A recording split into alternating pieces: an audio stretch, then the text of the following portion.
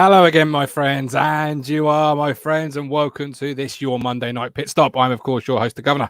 This is the F1 Fan Show live. There is a live link. There's a live chat. So get active. It might be a week off from the Formula One race calendar, but it's not a week off for our two wonderful F1 super fans.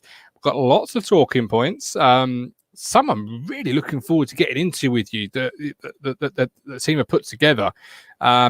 We've got obviously some F1 fantasy look Steve and Neil would make, and if they would make them, why would they make them for you? Got latest news. Got a tweet that piqued Neil's interest in regards to the F1 scene and how big certain characters are. We've got to look ahead to next week's race, obviously, and we have got Aston Martin keeping Stroll and Vettel for 2022. So lots to discuss. And Adam Blamplate with a great comment early doors, 8 days later, and still buzzing. We'll grab the two boys' thoughts on that. Let's first of all, Leonardo into the chat.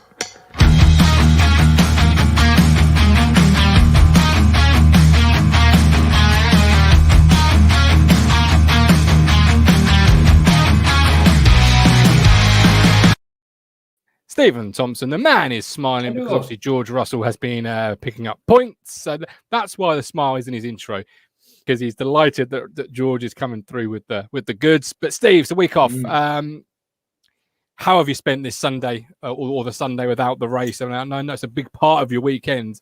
So what have you done? I hate race weeks. Oh, I hate weeks that aren't race weeks. I love race weeks. You love racing, as I say. Yeah, I hate Formula One. Can't stand that.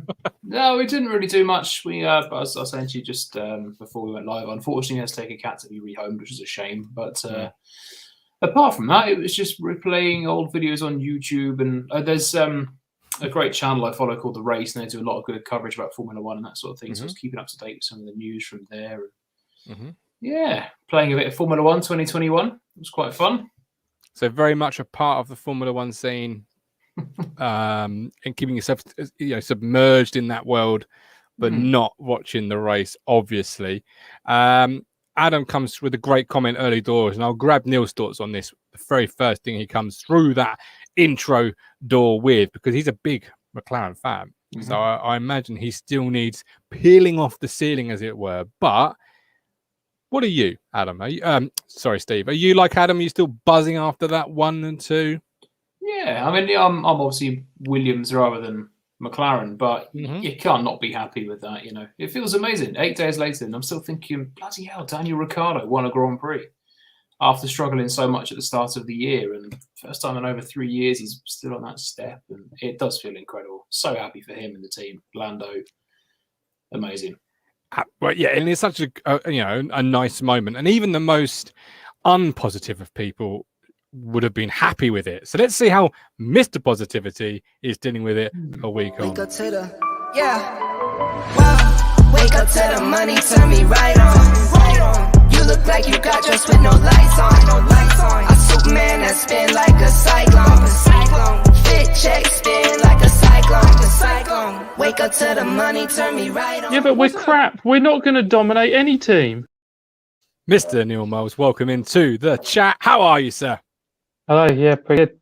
That's not true this week. We won a game. We weren't crap. We dominated somebody, but more importantly, you're a McClaren fan, and Adam asks, well, he says he's still buzzing after last week. We've heard from Steve. What are you, as the Norris and Ricciardo super fan here, Neil? Are you still buzzing and needing peeling off that ceiling? I'm not sure I'm quite there. It was great. It was a brilliant weekend, and things just worked out brilliantly. But I'm almost at the point now where I've heard so much of, they're back in it. They're finally, it's 1-2 since whatever year it was, and yeah, back to winning ways. And I'm just thinking, yeah, they lucked into it. They've had good performance this year, but they're not top, two teams on that grid. They're still trying to battle their way up there. So they're fighting for first every single weekend. They're not back at it. It's safe to say, Neil, that Norris has really had a great year. It's been sensational form all season. Ricciardo, meanwhile, obviously, it's fair to say, has struggled, isn't it? since the start of Yep. the year. But then since the summer break, he's had a little bit of a reset. So talk to me about Danny Ricciardo, because that's the bigger one for me. Because like I say, he struggled for most of the year. We spoke about him a couple of times on the show in terms of struggling. How vital, how surprising was the win last weekend, or was it surprising? Well, it was mentioned that the fast straights and the types of bends that were at Monza meant that Ricciardo's issues with the car were slightly more nullified than at other places. So that, along as it being a track that he knows well, just plus Norris was sort of told to let him have it, even though that's something I've read of late. Lando coming out and saying he saw the Hamilton Verstappen crash in his rear view mirror, and when he got a bit close to Ricciardo, he had flashbacks of that crash, thinking that could happen between them two. So I'll leave a bit of a gap. I don't buy that, to be honest. He wanted to get closer, and the team told him not to. And obviously now it's in the the recent past, it's easy for him just to say, I didn't want it anyway. How did you see it, Steve? He'd want to go for the win, wouldn't he? He's a racing driver. It's what they're all in Formula One to do.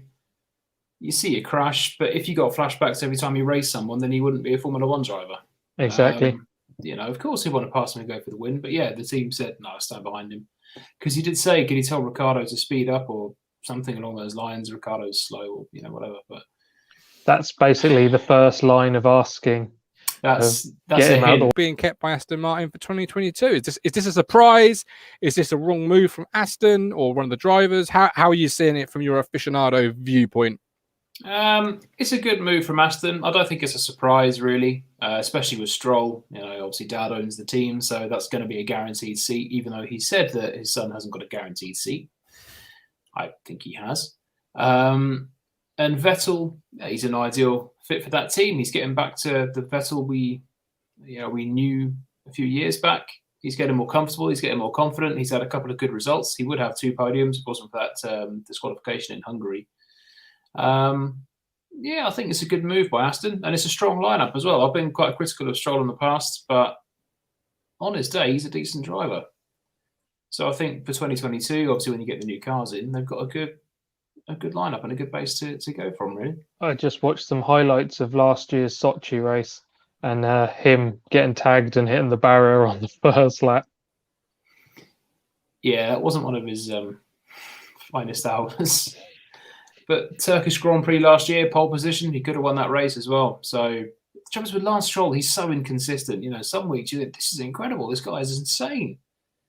And then he's out in Q1 and finishing miles down the order. It's a strange one with Lance Stroll. But again, I suppose it can be a bit like Seb as well. He's been really inconsistent the past few years, especially the last couple of years at Ferrari. Does it not help, though, Neil, that his dad is who his dad is, and maybe that's what plays into his inconsistencies? Because, there's a lot of pressure to be carrying around, isn't it? If anything, I'd say it's the other way. He doesn't have the pressure that the other drivers have. You think other drivers, like Albon, for instance, and Gasly, when he was at Red Bull, they're constantly under that pressure. If they don't perform every week, they're out of the team. Whereas he can be hit and miss, and it doesn't matter either way. Do you not feel it's a different kind of pressure, though, where it's every race, decision, turn, break, everything that young man does is scrutinized in a different way because of, he's only there because of his dad, or he's only doing this because of it's a different kind of pressure. But do you not feel, or are you doubling down on that? Actually, you know what? It should be the easiest ride of his life, and the inconsistencies are down to something else. Well, I think that goes along with pretty much any driver that's on the grid that has been there purely because of their backing.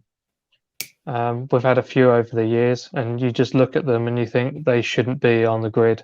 They're not good enough. They're purely there just for their money. And that was something that was mentioned.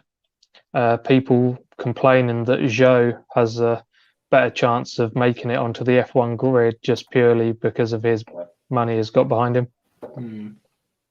Yeah, it is a shame. I mean, the thing with Lance Stroll, he comes under obviously a lot of criticism because I think he is scrutinised more than a lot of other drivers because of who his dad is. I mean, his seat is fairly secure. It's a bit like Mazepin, really. They both come with significant financial backing.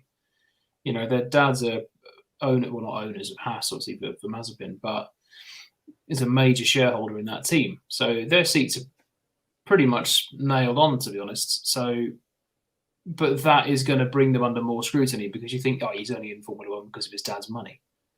And maybe you're less likely to excuse a rookie error, maybe. But Stroll, he's still inconsistent and he's still got these mistakes he needs to iron out. Like when he pushed Seb off the track in Monza, more or less. That's your teammate, don't do that.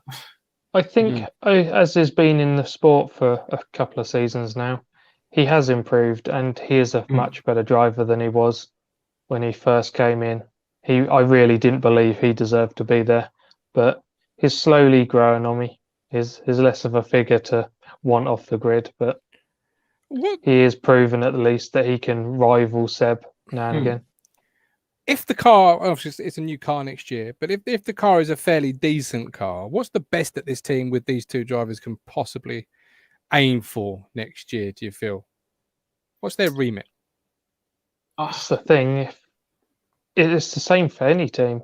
If we're considering this a proper reset, then any of them drivers are going to believe that they're on the grid because they're good enough, and they want to prove that they can be world champion. So as long as what do you think? Because you watch them, you know what they, you as a fan are a bit more withdrawn from their own sense of, well, I'm a champion. What do you think Lance Stroll's can possibly ever be? In a Alfa, is it Aston Martin? Well, I've seen as we had a guy commenting saying he likes BTCC. Yeah, Monty. Turkington is Mr. Consistency. He might not win every race, but he'll be picking up points every single race. And Lance Stroll is not consistent, so I think he would struggle to be a world champion for that reason. Okay. Obviously, Vettel is Vettel, but another seat, Steve, that is sort of up for debate. And we mentioned the Alpine Junior there, Zhao, or Neil certainly did, but it's the Alfa Romeo seat. Giovinazzi's making a good claim, but where do you see, or who do you see, making the run for that second Alfa Romeo? Giovinazzi's making a great claim on Saturdays, but then messing it up on Sundays. He's had 2 top 10 starts in that Alfa, and it's not a top 10 car, and he's ballsed it up in both the races, especially in Monza, making contact with Sainz. I think he made contact with on the opening lap. I think he's obviously one of the front runners for the seat. Guan Yu Zhou is obviously right up there as well. It still doesn't sound right having an Alpine back driver in a Ferrari back team, but obviously finances. There's a lot of other rumours, obviously Hulkenberg, but that seems to have died down a bit now. I've not really heard too much about that. And also, well, I don't know how much chance it'd stand, but I'd love to see Robert Kubica back in that seat full time. I think him and Bottas would be brilliant together at Alfa next year. And what we've seen of Robert Kubica the past couple of races is that he has still got that speed that he was known for and famed for in his early career. Is it realistic though? No. I almost believe that if you're going to have Kubica in there, you might as well just keep Kimi in there. I know Kimi's decided to walk away, but Kubica, I think, will be quicker than Kimi. I think Kubica's got a hunger that we don't really see from Kimi now. I'm not saying that Kimi's not hungry at all, because he still is, but Kubica's got this desire, I think, to get back up and prove himself. Like he tried to in that Williams in 2019, but the car was so bad. I have to agree with you, though. I believe Kimi has lost. I know he would argue, and he would definitely say, no, I haven't lost any of my hunger. But when you saw, it happens to all of us, it happens to any sports person. When you first come in as a youth into any sport, you've got that hunger and desire. And as years go on, you just slowly, you've been there, you've done it. You're not going to have the same feelings about it. So he has he obviously loves motorsport and he wants to race and he's in this for the best, but he's not. When you saw him at Sauber or McLaren and the things he did, he's not like that anymore. What about Nick De Vries? Is a name that's being floated around. Would he be a good fit, Steve? You're the aficionado on that. I think he'd be a good fit. Formula E champion this year. He was widely tipped for an F1 seat before. Former obviously Mercedes-backed driver. I think he'd be a good fit. And the good thing with a team like that is you're going into a new season with a big rules reset, and you're not going to be a front-running team. So I think it's a nice thing to have an experienced driver mixed with some youth. So you've got Bottas already. He'll be a valuable asset to the team. He'll be a great person to learn from because he's been at Mercedes. He knows the ins and outs of what it's like to fight in a World Championship team, a World Championship winning team, sorry. So De Vries would be a good shout. And obviously being a former Mercedes driver as well, who knows what knowledge those two could both bring to Alpha. Absolutely. Yeah. Well, that's a seat we'll keep an eye on, obviously, as the summer comes around or the end of the season, etc., comes around. But Neil, you saw a tweet that kind of got us talking in the WhatsApp group in regards to, can a driver ever really be bigger than the F1 sport? And I thought it'd be a great question to open it up. Now I know it's a down week in terms of no race, so people will probably be watching this back more on catch up. So if you are watching it on catch up, do get in the comment section now and let us know what you feel about this, if it makes you feel something. But I'll ask you again, can a driver ever be bigger than the F1 sport itself? Neil? I believe not. Just like I believe that we want Ferrari on the grid, but they're not bigger than the sport, and the sport would continue without them. It's the same for any who you consider superstar on the grid. You love them to be there because, like with the motorbikes, they want Rossi there. He is that big name, but the sport carries on without these people. I know you mentioned that you've got a slightly different view on it because I'll mention mine you're in a minute, slightly you're not quite as much of a hardcore fan as others watching it throughout the years. But yeah, obviously Hamilton is the name. He's the one that sort of come into question, and someone mentioning that the sport is nothing without him and this, that, and the other. But I think he's always been one of these where he seems quite humble, and I think he would believe that the sport has obviously put a hell of a lot of effort in to make it where he is, but the sport has got him to be the name that you know of him and all that. So it's half and half, isn't it? Really, the sport and him go as one, and it's an equal thing. I'll open it up, Steve, in the sense of, obviously Neil mentioned there about Hamilton and the sport needing Hamilton. The sport always needs its champions, and it always needs these people more than maybe they need the sport. So you've got Hamilton, Schumacher, all of the great champions of the past. Like, you would struggle to really remember now maybe half the grid at the time of Schumacher's several race wins, etc. Maybe you not, because you're an aficionado, but you may well do. But so again, back then, using Schumacher's name and not Hamilton, because Hamilton can be quite an inflammatory name to some F1 fans for some reason. Does can an individual ever become bigger than the F1 scene? And in the sense, perhaps not bigger than the F1 scene, but the F1 scene becomes dependent on that character, on that name, on that quality? I don't think so. I don't think F1 will depend necessarily on one particular driver. I mean, we've got it right now with Hamilton. You ask anyone, name an F1 driver who's current, they'll probably name Hamilton. A few years back, they maybe would have said Vettel and Schumacher, Alonso, and you can go back through the decades. But as soon as Hamilton retires, there'll be someone else. You'll have your Verstappen or your Russell or your Norris or whoever it may be leading the pack at that point. Probably Verstappen and Russell, more Norris right now for next year, but you never know. But there's always going to be the next driver, and F1 doesn't really depend so much on this one driver. I mean, it could it benefits from having someone like Hamilton on the grid, because they will watch Formula One because they've heard so much about him, maybe, and they'll then see this battle between Hamilton and Verstappen and then stay interested. But F1, I don't know, you need all 20 drivers equally, I think. I mean, some you would maybe forget to mention. If you speak to the casual fan and say, name me some F1 drivers on the grid, they're probably not going to say people like Stroll, Latifi, Mazepin, but they're going to say Hamilton. It's going to be that driver. But no driver's bigger than Formula One. Okay. I believe for the diehard fans like yourselves, what you've given me as an answer is perfectly acceptable and correct. I really do, because you're looking more at the midfield battle, the tail end battle. Who's doing what there, and why is Latifi not doing as well as Williams in the same car, and getting into the schematics of it and the whys of it. For the newer fans, and I think this is the important thing to remember, is that to grow a sport, you need the newer fans such as myself. And I think the newer fans really, initially, until you've got your feet well and truly wet and you're in that world where you do start to care about Ricciardo's bad start and then coming through after the summer break, or can Lando Norris continue to push and make that bridge step forward?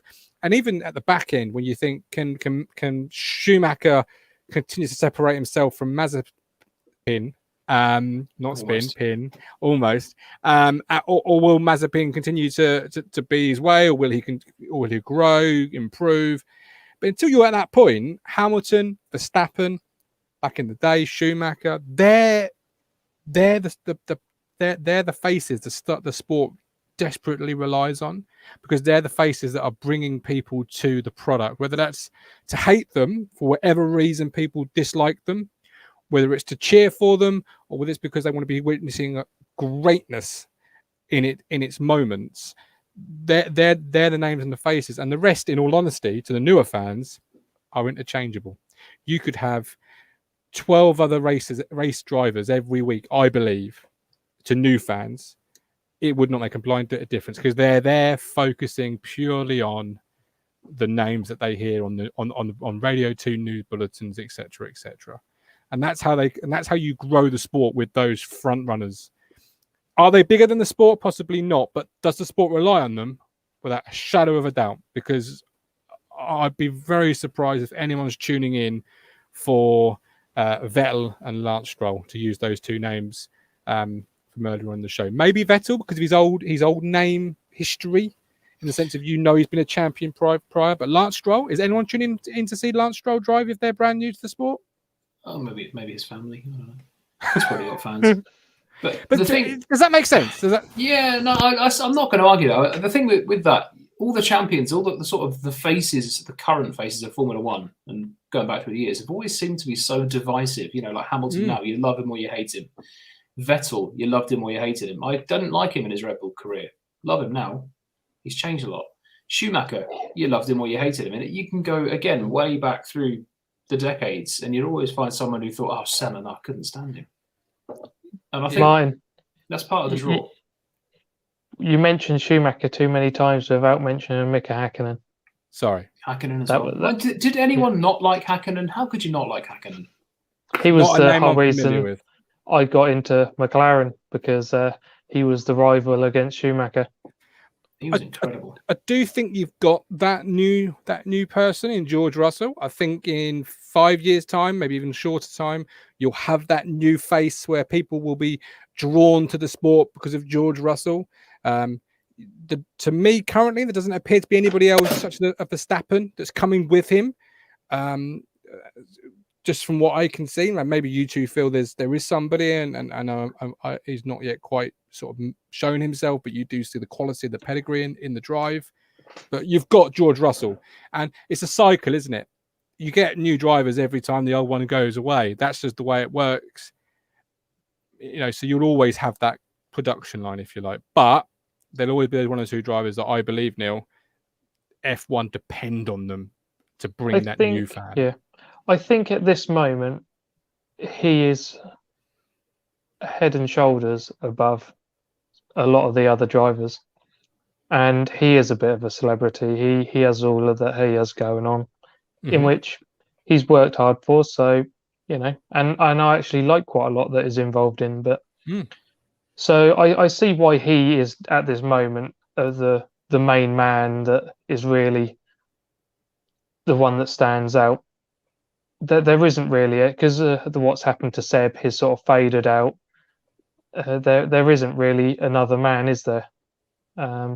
Whereas in other years, as I mentioned, there was Hakkinen and there was Schumacher, so at least you had that rivalry, and you obviously had Damon Hill and Jack Villeneuve, and But do you feel like, because it obviously carries on. Ben's just said here that F1 will depend on Russell in later years, but do you see another driver perhaps currently in the driving in the F1 world that will come with him in the sense of Verstappen or those names you've mentioned? Will be that point when, because Hamilton's not going to be around forever. No, absolutely not. If anything, his end is coming, thick and Yeah, fast. you can see it. Yeah, I agree. Yeah. The way things are, it will be who's going to pressure Max, basically. He'll be the next guy, I think, that will be at the top, and we'll need someone to push him. So that will be the likes of your Leclerc's, Russell's, Sainz, and Lando, and that. Because even Ricciardo is he's not the youngest on the grid anymore. So Ricciardo's only got a few more until all these youngsters will carry on. The likes of, Kimi, we're losing a lot of the old guard now that were the next big thing in Formula One. So you're losing Kimi at the end of the year. Remember when he was the super young kid who was going to set the world on fire? The same as Fernando, although he's around next year as well. The same as Seb. They're both, they're not young guys anymore. Again, I remember them when they first came into the sport as young kids. Hamilton, Ricciardo's not a young guy. Bottas, although he's probably not going to find himself in a car capable of fighting for a championship again. And you've got these young guys coming through. Sainz, I still don't know. He just never quite struck me as a guy that could really fight for a title yet. Whereas the likes of Lando, George, Max Verstappen, Charles Leclerc, they seem a lot more consistent than Carlos. Max can have his moments, but you've got to remember the Carlos that was at McLaren. Actually, to be that fair, outperformed Lando the whole time. Yeah, he was good. I don't know. Yeah, I think I'm basing a lot of it on what I've seen at this year's Ferrari, which isn't really fair of me to do. So, because he is, I'm not saying he's a bad driver because he's not. He did well at Toro Rosso. He did well at Renault as well. Who was he alongside at Renault? It was Hülkenberg, I think, and it was a good couple of years ago now, wasn't he? He was at Renault, and he did well against Hülkenberg, who again, when he came into the sport, was one of the young super kids who was going to make the sport his own, and unfortunately that never materialised. But I think the good thing in Formula One, there's always people on the grid who you think, right, when these guys retire, like when Hamilton came on the grid, you thought, right, okay, Formula One's in good hands with him on the grid, and then it will be the same. Can Lando be that one though? Because in an ideal world, I would love to see a Lando Norris, George Russell fighting it out week in, week out in a dogfight. I think that would be so good for British racing, for F1 as a whole, and for global racing as well. Because I think they're both really likable characters. Even though this season, obviously, we're getting another driver to contend with trying to battle for the championship, it's still having the trouble of you've either got Hamilton and Mercedes dominating the weekend, or you've got Max and Red Bull dominating the weekend. It'd be better if they could actually have a battle, because normally it is.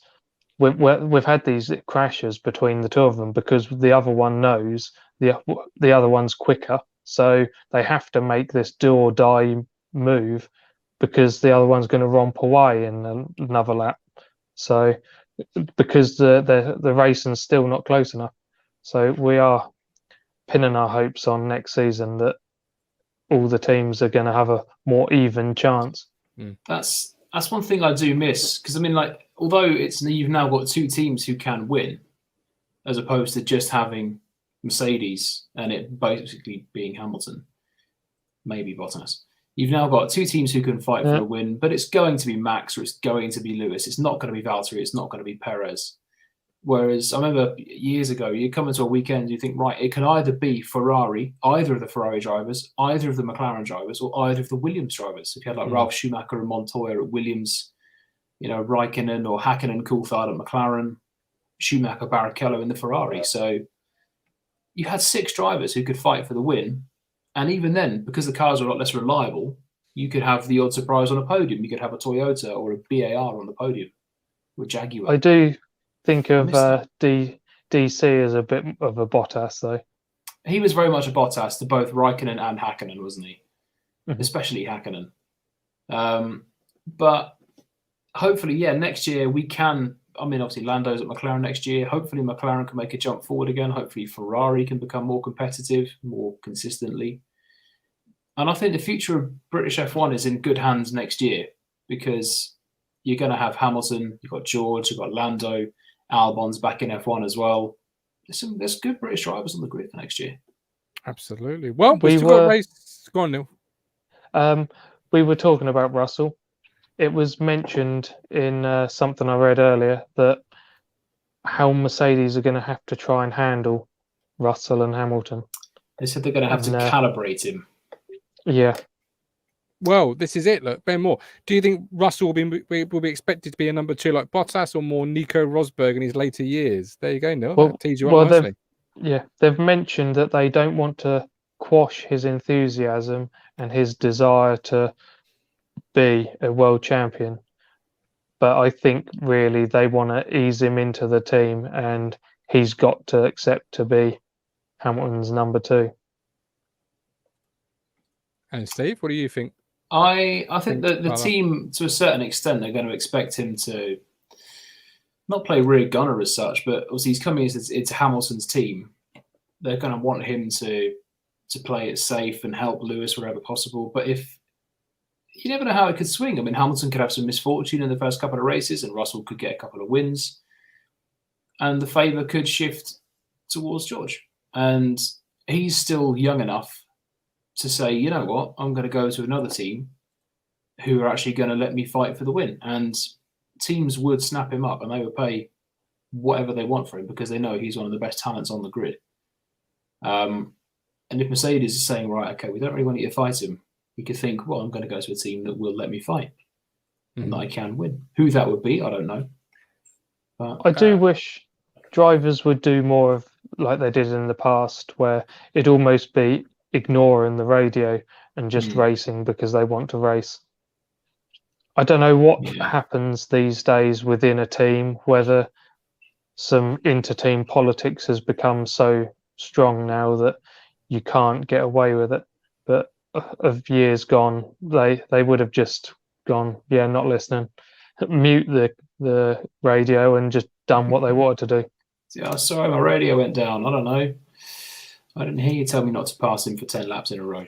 Well, talking of which, I mean, we have got a race this weekend coming up, obviously, Russia. Let's discuss that then. We'll throw the fantasy in there with it.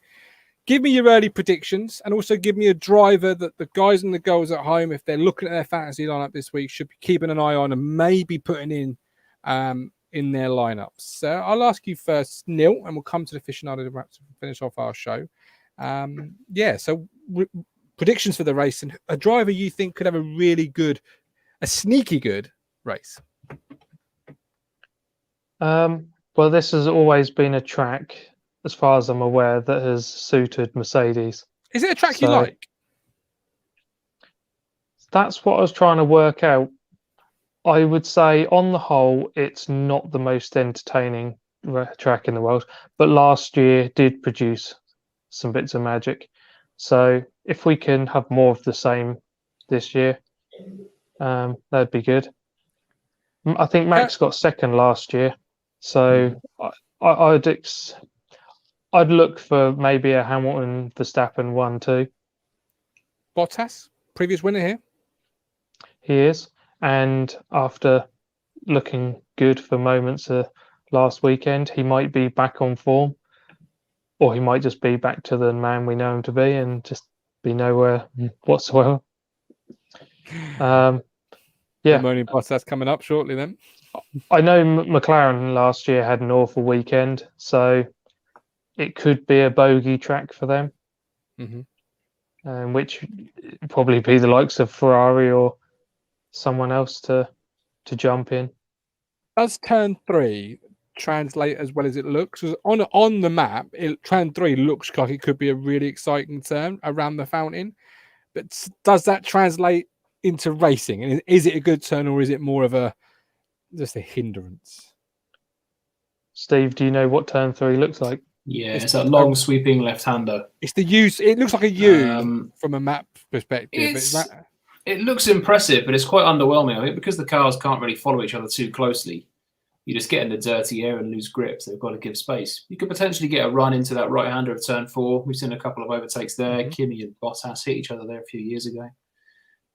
Which one is it where last year they were going round the outside of one of them, and then that meant they were on the inside for the next one? I think that is turn 3 and turn 4. Mm-hmm. Okay. Yeah. Yeah, long left-hander. So if you get a good run, if you can get on the outside around turn 3, get a good exit out of turn 1 and 2, around the outside of turn 3, inside of turn 4, job done. There's your position. But yeah, it's okay. It's as a track overall, it's sort of like it's all right. It's nothing special. No, you're not a fan, Steve. No, I prefer the old school circuits. With gravel runoffs and that sort of thing, and tight, twisty, narrow, undulating. This one's another one of Herman Tilke's specials. Yeah, this is a Tilkedrome. What do you mean by that? What does that mean? The circuit designer, the chap who designs a lot of the F1 circuits in recent years, is a chap called Herman Tilke. And all of his circuits seem to be a very similar template. None really provide great racing. I mean, they've had the odd exception, like Malaysia was awesome, which unfortunately we don't go to anymore. That's why. Yeah, but a lot of them have been a bit dull. Abu Dhabi. A lot of right degree angle turns, is it? Yeah, a lot of right angle turns. Abu Dhabi, Singapore. There's another one. I think you did Korea as well. Korea wasn't particularly great. How do you see it going this weekend then? Who is your sneaky good driver, and who do you think's going to win it? Because Ben Moore says Lando could nick 3rd, Russell for points, and Mick a cheap option for the team. Mick's a good cheap option. Lando, I think he could. Russell, I don't know if he'll get points this weekend because I don't think it's a circuit that's going to suit the Williams particularly well. My little sneaky driver could be Bottas because he does always go well in Russia. He's got a couple of wins there. Won his first ever Grand Prix there back in 2017. And he just seems to click with this circuit. So I think if you've not got him on your fantasy and you can afford him, he's worth a punt. And I think definitely top 2 in the race. Is Perez going to have a comeback? Oh, I bloody hope so. Because he's been off for a few weeks now. Yeah, we're getting to the stage of the season now where Red Bull need him because Mercedes have got a good gap in the constructors.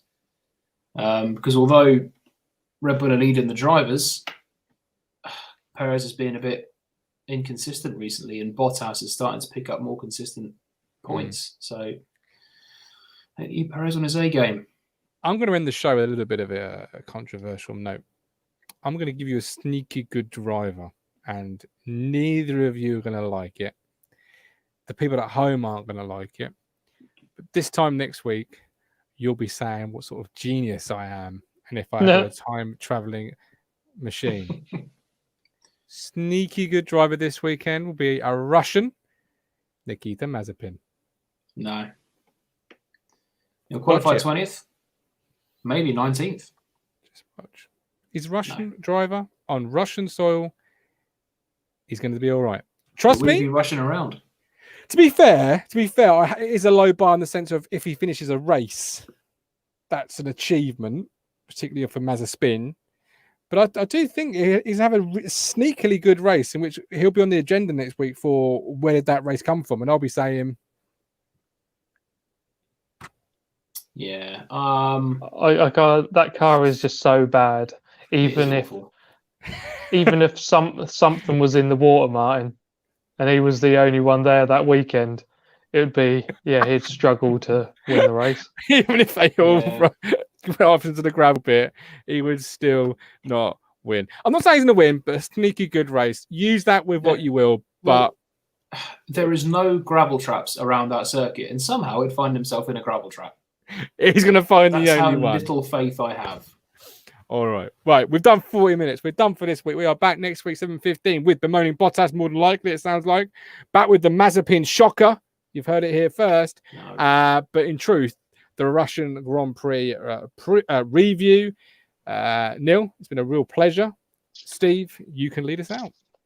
Thanks very much. Yeah, thank you very much for watching. You can join us 7:15 on Monday, of course, as well, for the Russian Grand Prix review. Hopefully, we'll be seeing a Bottas win, and hopefully more drama between Max and Lewis. So, yeah, thanks for watching. Thanks for commenting as well. Really appreciate it. Love to see you all getting involved. And we'll see you next Monday. No, it's never too late to sit down.